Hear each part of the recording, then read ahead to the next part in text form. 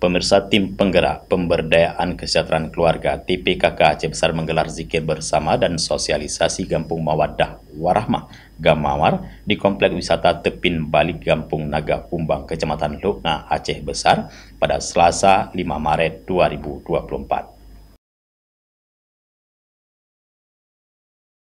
Penjabat Ketua Tim Penggerak PKK Aceh Besar Cut Reski Handayani mengatakan esensi dari program Gamawar PKK adalah mewujudkan kesejahteraan dan kemandirian bagi keluarga yang mencakup 10 program pokok PKK melalui sosialisasi yang diberikan oleh TPKK Aceh Besar selama ini dapat memberikan pencerahan dan perbaikan sehingga program kerja dapat berjalan sempurna. Cut Reski menambahkan, PKK Gampung bisa memasukkan usulannya saat musrenbang kecamatan dan masyarakat terpenting Gamawar ini bisa mempromosikan Gampung agar bisa mengetahui apa itu Gamawar.